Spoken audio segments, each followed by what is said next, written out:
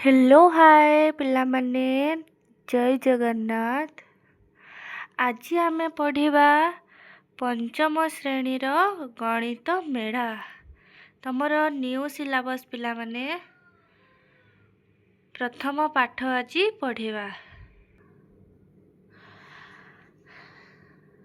पाठ 1 रे आमे समस्ते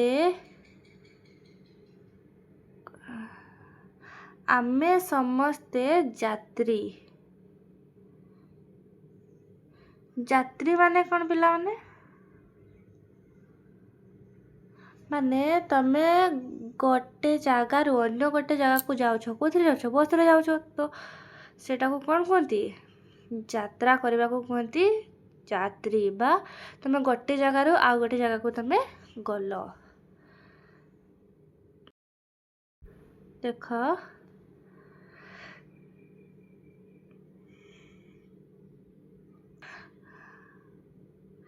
तुमे शेष थर पाई केबे दूर यात्रा रे जाइथिलो कहबो पिला माने तमे केबे शेष थर पाई दूर यात्रा रे जाइथिलो। तुमे केउठी को जाइथिलो। तुमे किपरे यात्रा करिथिलो। तुमर यात्रा केते दिन पाई थिला। तुमे केते दूर यात्रा करिथिलो। एही प्रश्न गुड़िकर उत्तर पाइबा पाई तुमे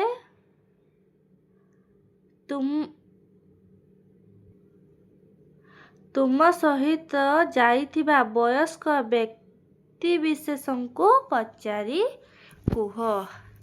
तुमे जहाँ सहित जाइछ का सहित जाइथिबो तुमे तुम बापा माँ सहित कि तुम जेजेबापा कि जेजेमा जहाँ सहित भी तुमे जाइथिबो तांको पचारिकी ए सबु प्रश्नर उत्तर कहिबो हला। देख तापरे ये कौन साइकेल रे जाउछंती कि नहीं एठी देख ने साइकेल रे जाउछंती एमने चाली की जाउछंती कि नहीं एमने सब कार रे जाउछंती। मनीष सबु बेले भ्रमण प्रिय। मनीष तम मानकु कौन बुलिबा को भल लागे कि नहीं। आज को 100 वर्ष पूर्वे वर्तमान तुलन रे जानवाहन संख्या बहुत कम थिला। आगरू तो ए सब गाड़ी नथिला। कौन कौन गाड़ी थिला शगड़ गाड़ी थिला कि नहीं जो गुटा बड़दरे जाउथिले।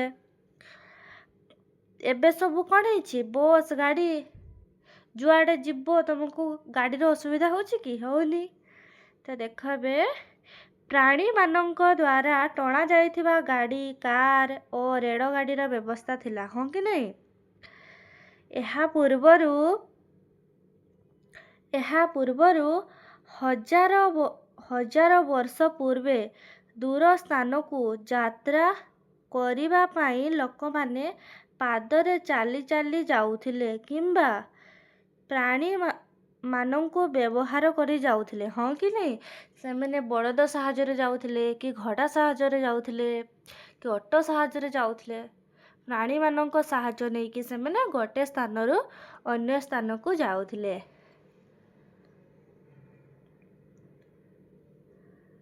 ଦେଖ ତାପରେ ସେମାନେ ହ୍ରଦ ନଦୀ ଏବଂ ସମୁଦ୍ରକୁ ପାରି ହେବା ପାଇଁ ଡଙ୍ଗା ଜାହାଜ ମଧ୍ୟ ନିର୍ମାଣ କରିଥିଲେ। ବଳଦ ଗାଡ଼ି ବ୍ୟବହାର ବହୁ ପୂର୍ବରୁ ଡଙ୍ଗା ବୋଧ ହୁଏ ମଣିଷ ଦ୍ୱାରା ଉଦ୍ଭାବିତ ପ୍ରଥମ ପରିବହନ ଉପାୟ ଥିଲେ। ତୁମେ ଜାଣିଛ କି ତୁମ ରାଜ୍ୟରେ ବର୍ତ୍ତମାନ କେତେ ସଂଖ୍ୟକ ଯାନବାହନ ଅଛି ଜାଣିଛ କହିପାରିବାନି କେତେ ଅଛି କହିପାରିବ କି କୁହ। ଦେଖ ବଡ଼ ସଂଖ୍ୟାକୁ ପଢ଼ିବା ପାଇଁ ଏବଂ ଲେଖିବା ପାଇଁ ହଜାର ସଂଖ୍ୟା ବସ୍ତୁକୁ ତୁମେ ସଂଖ୍ୟାରେ କିପରି ଲେଖିବ। ଆମେ ବଡ଼ ସଂଖ୍ୟାକୁ କେମିତି ଲେଖିବା ଆସ ଶିଖିବା। ଆସ 1000ରୁ ଆରମ୍ଭ କରିବା। ଯଦି ଆମେ ଏଥିରେ 1000 ଲେଖାଏଁ ଯୋଗ କରିବା ତେବେ ଆମେ କେଉଁ ସଂଖ୍ୟା ସବୁ ପାଇବା। ଦେଖ ତମେ ମାନେ ଯୋଗ ଶିଖିଛ କି ନାହିଁ ଛୁଆମାନେ ଶିଖିନ ଯଦି ମୋତେ କମେଣ୍ଟ କରିଦେବ ହେଲା। ଦେଖ 1000ରେ କେତେ କହିଛି ସିଏ? 1000 ଲେଖାଏଁ ମିଶେଇବା। 1000ରେ କେତୋଟି ଶୂନ? 3ଟି ଶୂନ। 1 10 100 1000 ବୁଝିଲା। ତାପରେ କ'ଣ କରିବା? ମିଶାଣ କେତେ? 1000 ମିଶେଇବା। କେତେ ହେବ? 0 0 ମିଶିଲେ 0, 0 0 ମିଶିଲେ 0, 0 0 ମିଶିଲେ 0, 1 1 ମିଶିଲେ କେତେ ହେବ? ନା 2। ହେଇଗଲା କେତେ? 2000।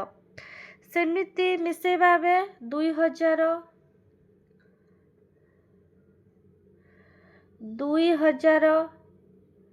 2000ରେ କେତେ ମିଶେଇବା? 1000 ମିଶେଇବା କେତେ ହେବ? 0 0 0 0ରେ 0 ମିଶିଲେ କେତେ ହେବ? 0। 2ରେ 1 ମିଶିଲେ କେତେ ହେବ? 3। ତ କେତେ ହେବ? 3000 ବୁଝିହେଲା। ଏବେ ଏଇ ଘରରେ କେତେ ଲେଖିବ? ନା ଦେଖ 3000 ଏମିତି ଲେଖିବ ହେଲା ପ୍ରଥମ ଘରଟାରେ। ତାପରେ କ'ଣ କରିବ? 3000ରେ 1000 ମିଶିଲେ କେତେ ହେବ?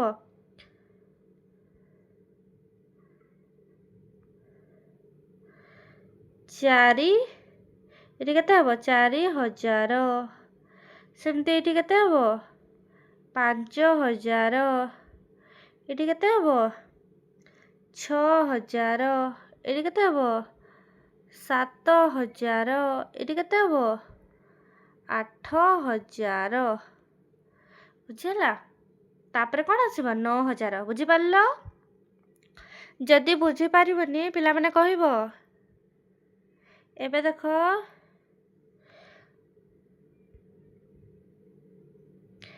ଆମେ 9000ରେ 1000 ଯୋଗ କଲେ କେଉଁ ସଂଖ୍ୟା ପାଇବା? ଆମେ 10000 ପାଇବା। ଆମେ ସେଇ ସଂଖ୍ୟାକୁ କିପରି ଲେଖିବା? ଦେଖ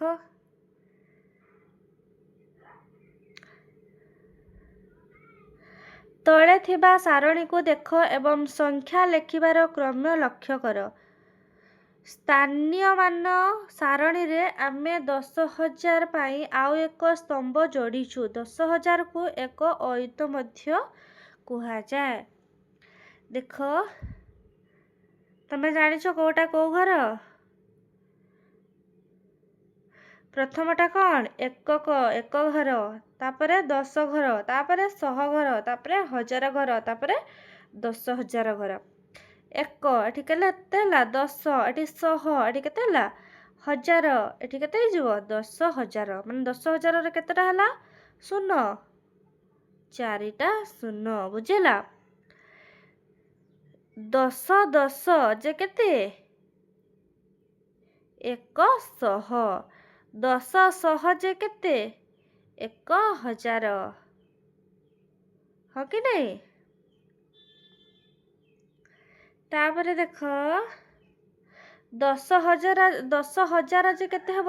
ସେମିତି ନା କୋଉ ପିଲାମାନେ କେମିତି ଲେଖିବ 10000କୁ? ବଡ଼ ସଂଖ୍ୟା ହେଲେ ତମେ କ'ଣ କରିବ? ନା କମା ବ୍ୟବହାର କରିବ। କେମିତି କମା ବ୍ୟବହାର କରିବ? ନା ବଡ଼ ସଂଖ୍ୟା ଗୁଡ଼ିକୁ ସହଜରେ ପଢ଼ିବା ପାଇଁ ଆମେ କ'ଣ କରୁ? ନା କମା ବ୍ୟବହାର କରୁ। ତ ପ୍ରଥମ ପଟୁ ଏଇଟା କେତେ ହେଲା? 10000 ହେଲା କି ନାହିଁ? କ'ଣ କରିବ? ପ୍ରଥମ ପଟୁ 3ଟି ଘର ଛାଡ଼ିକି 1 10 100 ଘର ଛାଡ଼ିକି ପ୍ରଥମ କମା ଦେବ। ତାପରେ କ'ଣ କରିବ? 2ଟା ଘର ଛାଡ଼ିକି ଦେବ, 2ଟା ଘର ଛାଡ଼ିକି ଦେବ, 2ଟା ଘର ଛାଡ଼ିକି ଦେବ। ବୁଝିହେଲା? ଏତିକି ତମେ ମନେ ରଖିବ। ତାପରେ ଦେଖ ଭାରତୀୟ ସଂଖ୍ୟା ଲିଖନ ପ୍ରଣାଳୀରେ ସ୍ଥାନୀୟମାନ ଅନୁସାରେ ସଂଖ୍ୟା ଗୁଡ଼ିକୁ କିପରି ପଢ଼ିବା ଓ ଲେଖିବା? ତୁମେ ମନେ ରଖିଛ କି 0ରୁ 9 ପର୍ଯ୍ୟନ୍ତ ମୋଟ 10 ଅଙ୍କକୁ ନେଇ ଆମେ ବଡ଼ ସଂଖ୍ୟା ଲେଖିଥାଉ।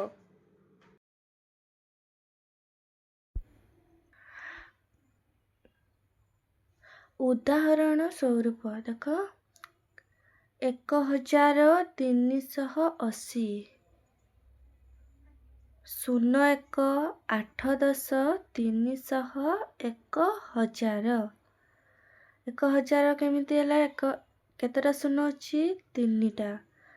300 ମାନେ 100 100 100 3ଟା 100 ମିଶିକି ହେଲା କ'ଣ? 300। 8 10 ଶୂନ 1 ଶୂନ ମାନେ ତ କିଛି ନାହିଁ। ତାପରେ ଦେଖ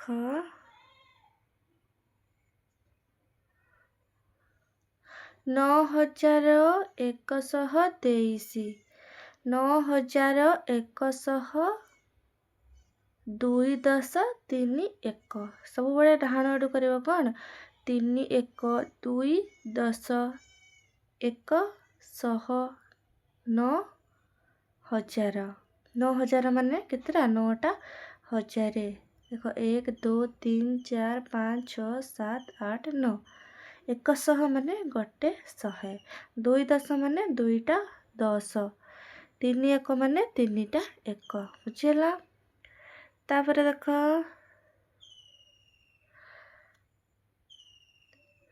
ଆସ ଦେଖିବା ଯେ 10,000ରୁ ବଡ଼ ସଂଖ୍ୟାକୁ କିପରି ପଢ଼ିବା ଓ ଲେଖିବା। 9,999ରୁ ସାନ ସଂଖ୍ୟାକୁ ଲେଖିବା ପରି ଆମେ ସେଗୁଡ଼ିକୁ ଲେଖିଥାଉ।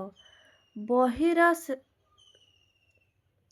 ଶେଷରେ ଦିଆଯାଇଥିବା ସଂଖ୍ୟା କାର୍ଡ଼ ଗୁଡ଼ିକୁ ମଧ୍ୟ ବ୍ୟବହାର କରି କହିହେବ। ଦେଖ ଏଠି ଦେଇଛି କ'ଣ? ନା ସଂଖ୍ୟା କାର୍ଡ଼ ଦେଇଛି। ଦେଖିବା କେତେ କେତେ ଦେଇଛି କାର୍ଡ଼ ଗୁଡ଼ାରେ। ଏଠି ଦେଖ ଗୋଟେ କାର୍ଡ଼ କେତେ ଅଛି? ନା 10,000। 1 10 100 1000। 10,000 1। ତ ସଂଖ୍ୟାରେ ତାକୁ କ'ଣ ଲେଖିବ? 10,001। 10,000 ଜାଗାରେ କିଏ ଅଛି? 1। 1000 ଜାଗାରେ କିଏ ଅଛି? 0। 100 ଜାଗାରେ କିଏ ଅଛି? 0। 10 ଜାଗାରେ 0। 1 ଜାଗାରେ କେତେ ଅଛି? 1। ଏଠି ସଂଖ୍ୟାର ନାମ କ'ଣ ଲେଖିଲ? 10,001। ବୁଝିହେଲା? ସେପରି ଏଇଟା ଅଛି କେତେ କୁହ? 10,001 1 କାର୍ଡ଼ ଅଛି। ମାନେ 1 1 ମିଶିକି କେତେ ହେବ? 2 ହେବ କି ନାହିଁ? ତ ଏଠି ହେବ କେତେ? 10,002। 10,000 ଜାଗାରେ କେତେ ଅଛି? 1। 1000 ଜାଗାରେ 0। 100 ଜାଗାରେ 0। 10 ଜାଗାରେ 0। 1 ଜାଗାରେ 2। କ'ଣ ହେଲା? 10,002। ତାପରେ ଦେଖ ସେମିତି ହେଇଛି ଏଇଟା ବି ଏଇଟା ବି। ଏବେ ଏଇଟା କରିବା। ଦେଖ ଏଇଟା ଖାଲି ଘର ଅଛି। ଇଏ କେତେ ଅଛି? 10,000 10 10 10 ମାନେ କେତେ ହେଲା? 10,030। 10 ମିଶିଲେ 10 ଆଉ ଏ 10 ଏ 10 ତିନିଟା 10 ମିଶିଲେ କେତେ ହେବ? 30। 10,030 ଆଉ ଏଠି 1 1 1 ମିଶିଲେ 3ଟା 1 ମିଶିଲେ କେତେ ହେଲା?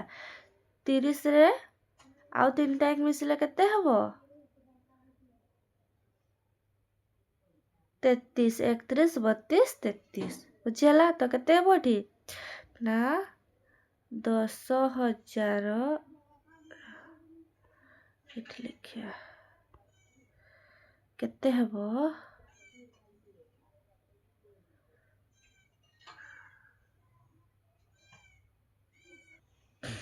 ଦେଖ କେତେ ହେବ? 10,000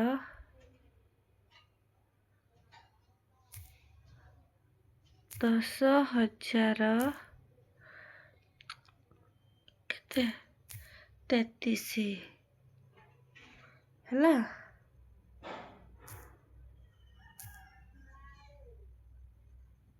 କ'ଣ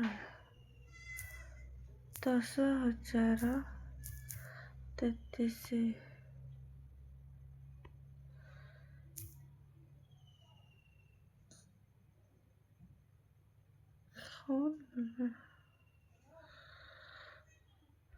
ଚାଖୁଛି କେତେ ହେଲା? 10,033 ହେଲା। এই ଘରେ ଲେଖିବ 10,033। ତାପରେ ଏଇଠି ଦେଖ 10,000 ଜାଗାରେ କେତେ ହେବ? 1 ହେବ କି ନାହିଁ? 1000 ଜାଗାରେ 0, 100 ଜାଗାରେ 0, 10 ଜାଗାରେ 3, 1 ଜାଗାରେ 3। ବୁଝିହେଲା? ତାପରେ ଦେଖ ଏଠି ତ ଲେଖା ହେଇଛି, କେତେ ଲେଖା ହେଇଛି? 10,458। 10,000 ଜାଗାରେ କେତେ ଅଛି? 1, 1000 ଜାଗାରେ 0, 100 ଜାଗାରେ 4, 10 ଜାଗାରେ 5, 1 ଜାଗାରେ 8। ବୁଝିହେଲା? ତାପରେ ଦେଖ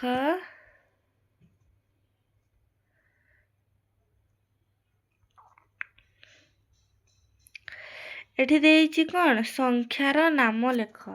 ଏଠି ଲେଖିପାରିବ କି ନାହିଁ? 11,000, 11,000, 11,000,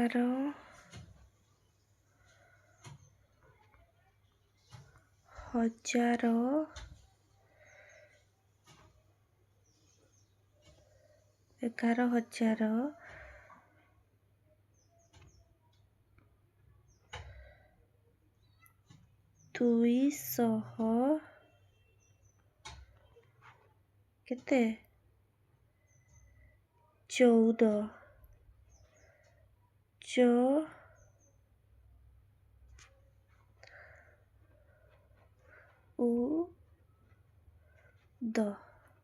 ହେଲା। ତାପରେ ଦେଖ ଏଇଟା କ'ଣ ହେବ କୁହ? 10,000 ଜାଗାରେ କିଏ ଅଛି? 1, 1000 ଜାଗାରେ 3, 100 ଜାଗାରେ 5, 10 ଜାଗାରେ 2, 1 ଜାଗାରେ 0। କେତେ ହେଲା ଏଟା? 13,520। କେତେ? 10,000, 1, 2, 3 ମିଶିକି କେତେ ହେଲା? 13,000। 100 କେତେ ହେଲା? 1, 2, 3, 4, 5, 510, 20। ବୁଝିହେଲା? ତାପରେ ଦେଖ ଏଟା କ'ଣ ଅଛି? 20,000।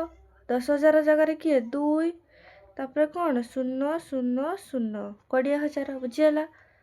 ଏଠି ଦେଖ ତାପରେ ଏଠି କ'ଣ କହିଛି? 10,000, 20,000, 30,000, 40,000 ମିଶିଲା। ଆଉ 1,000, 1,000, 1,000, 1,000, 1,000 କେତେଟା? 5ଟା 1,000 ମିଶିକି କେତେ ହେଲା? 40, 5, 45,000। 45,000। 100 ଗୁଡ଼ା କେତୋଟି ଅଛି? ଦେଖ 1, 2, 3, 4, 5, 6, 7, 8 ମାନେ କେତେ ହେଲା? 48,800। 10 ପୁଣି କେତେଟା ଅଛି? 1, 2, 3, 4, 5, 6 କେତେଟା ହେଲା? 60। କେତେ? 45,860 ହେଇଛି। ଆଉ 1 ଗୁଡ଼ା କେତେ ଅଛି? 1, 2, 3, 4, 5, 6, 7 ମାନେ କେତେ? 67। 48,867। 10,000 ଜାଗାରେ କିଏ? 4, 1,000 ଜାଗାରେ 5, 100 ଜାଗାରେ 8, 10 ଜାଗାରେ 6, 1 ଜାଗାରେ 7। ବୁଝିହେଲା? ପିଲାମାନେ ଭିଡ଼ିଓଟି ବଡ଼ ହେଇଯାଉଛି ତ ନେକ୍ସଟ କ୍ଲାସ୍ ପାର୍ଟ 2ରେ ଆସିବ। ଭିଡ଼ିଓଟି ଭଲ ଲାଗିଲେ ଲାଇକ୍, କମେଣ୍ଟ, ସେୟାର, ସବସ୍କ୍ରାଇବ୍ କରିଦେବ। ଜୟ ଜଗନ୍ନାଥ ପିଲାମାନେ।